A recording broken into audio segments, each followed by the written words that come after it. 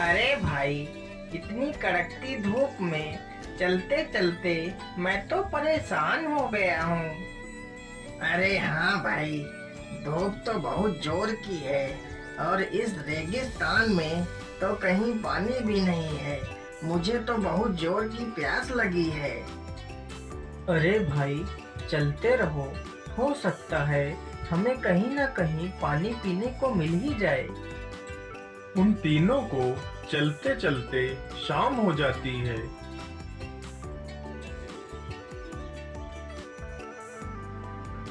अरे भाइयों, अब तो रात हो गई है। हमें यहीं पर रुक जाना चाहिए। तुम ठीक कहते हो मित्र, हमें यहीं पर रुक जाना चाहिए।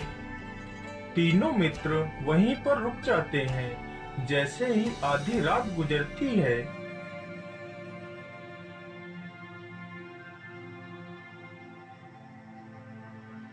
अरे मित्र, उधर तो देखो, वहां पर कोई वस्तु चमक रही है। चलो चलकर देखते हैं। अरे हाँ हाँ, मुझे लगता है या तो कोई चमकदार वस्तु ही है। चलो चलकर देखते हैं। नहीं मित्र, हमें इतनी रात्रि में यहाँ से कहीं नहीं जाना चाहिए। हम सुबह होते ही यह देख लेंगे कि वह चमकदार वस्तु क्या थी। अरे मित्र, तुम इतना डर क्यों रहे हो?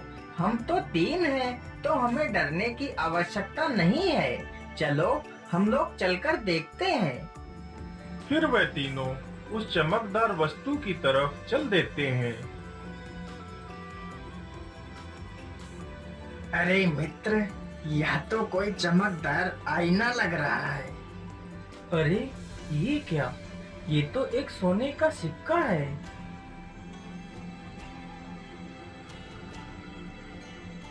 अरे हाँ मित्र, यह तो एक सोने का सिक्का ही है। तो इसका मतलब इस गुफा में सोना अवश्य होगा। चलो मित्र, हम लोग इस गुफा के अंदर चलते हैं। नहीं मित्र, इस समय हमारा इस गुफा में जाना ठीक नहीं होगा। हम सुबह जाएंगे इस गुफा में। अगर तुम चाहो तो यह सिक्का तुम रख सकते हो। तेज प्रताप उन दोनों को अंदर जाने से रोकता है, लेकिन वह दोनों बहुत ही लालची थे। फिर वह तीनों वापस लौट आते हैं।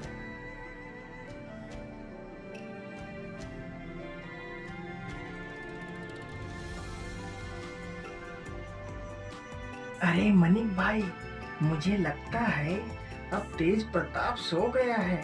चलो हम लोग चलते हैं और गुफा में देखते हैं सोना कहाँ पर छिपा है। फिर वह दोनों चुपचाप उठकर गुफा की ओर निकल पड़ते हैं। अरे मित्र, यह गुफा तो कितनी डरावनी है। हाँ हाँ मित्र, गुफा तो बहुत डरावनी है। लेकिन सोचो, यदि हमें खजाना मिल गया तो हमारा जीवन बदल जाएगा। अरे मित्र, इस दरवाजे के पीछे क्या है? चलो चलकर देखते हैं। जैसे ही वह दोनों उस दरवाजे को स्पर्श करते हैं, तभी वह दरवाजा खुल जाता है और वह दोनों किसी विचित्र दुनिया में पहुंच जाते हैं।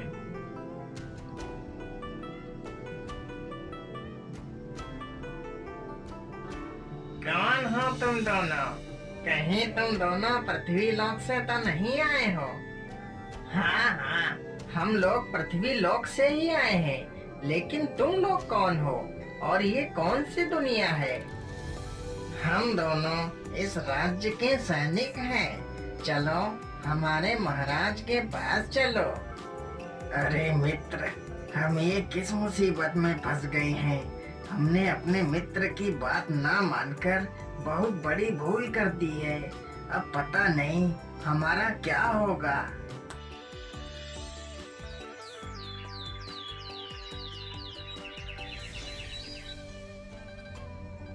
अरे ये दोनों कहाँ गए? कहीं वह दोनों गुफा में तो नहीं चले गए? चलो चलकर देखता हूँ।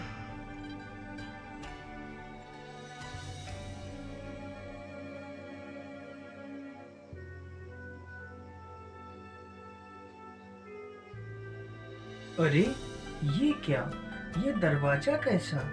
इस पर तो कुछ लिखा भी है, लेकिन या तो किसी दूसरी भाषा में लिखा हुआ लगता है। अरे, ये क्या लिखा हो सकता है? ये दरवाजा एक विचित्र दुनिया में ले जाएगा।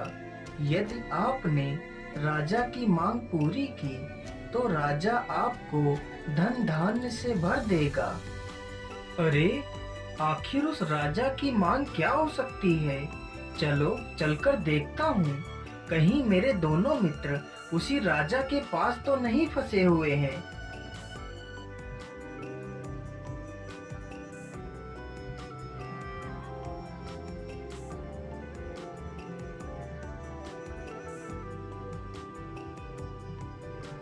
अरे, आप लोग कौन हैं? पहले तुम बताओ, तुम कौन हो? तुम पृथ्वी लोक से आए हो ना? हाँ, मैं पृथ्वी लोक से ही आया हूँ, लेकिन आप लोग कौन हो? हम दोनों इस राज्य के सैनिक हैं। चलो हमारे महाराज के पास चलो।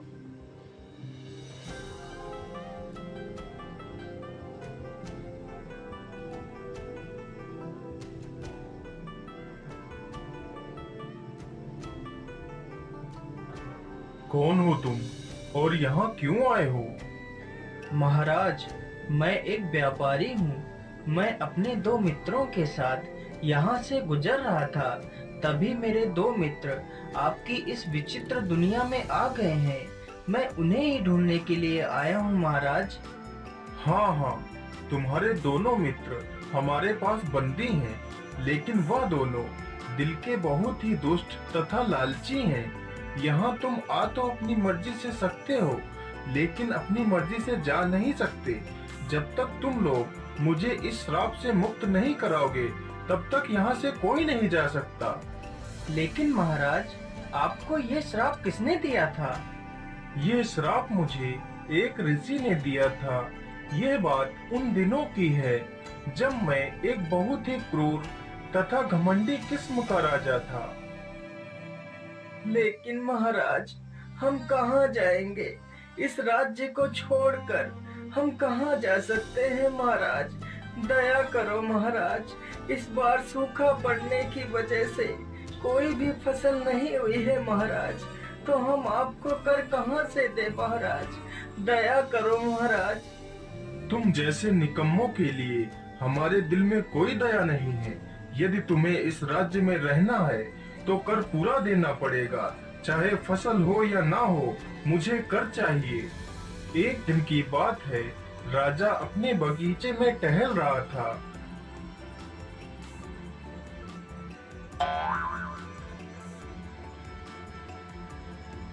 अरे, यह फल हमें किसने मारा है? किसकी इतनी हिम्मत हो गई कि वह मुझे यह जूठा फल फेंक कर मारे? अच्छा, तो तू एक उद्दंड बंदर है। तेरी इतनी हिम्मत, रुक, अभी तुझे मजा चखाता हूँ। राजा अपने धनुष से उस बंदर के ऊपर वार करने लगता है, तो बंदर भागते भागते एक जंगल में एक वृक्ष पर चढ़ जाता है। उसी वृक्ष के नीचे एक साधु अपनी तपस्या में लीन था। तभी राजा ने उस बंदर के ऊपर तीर से वार कर दिया, तो बंदर घायल होकर जमीन पर गिरता है। अरे, ये कैसा शोर है? या तो कोई बंदर लगता है, लेकिन इसे तो किसी ने घायल कर दिया है। इसे मैंने ही घायल किया है, या मेरे बगीचे में घुसकर मुझे ही झूठे फल फेंक कर मार रहा था, इसलिए मैंने इस दुष्ट को मारा है। लेकिन राजन, यह तो एक जानवर है, और या तो इस वानर का स्वभाव है। तुम्हें इसे नहीं मारना चाहिए था। तुमने इसे मारकर बहुत बड़ा पाप किया है। अच्छा, तो एक मामूली सा साधु हमें ज्ञान देगा क्या पाप है और क्या पुण्य है? चले जाओ साधु, नहीं तो तुम्हारा भी हाल इसी बंदर की तरह ही हो जाएगा। अरे मूर्ख राजा, तू तो बड़ा ही अहंकारी है। इस मासूम को मारकर तुझे इसका कोई आभास नहीं। मैं तुझे श्राप देता हूँ। जिस अहंकारी मुख से तू इतने कटु वचन बोल रहा है, तेरा यह मुंह वानर का हो जाएगा और तू और तेरा राजमहल एक विचित्र दुनिया में खो जाएंगे। क्षमा महात्मन, क्षमा। मुझे क्षमा कर दीजिए महात्मन, मुझसे बहुत बड़ी भूल हो गई।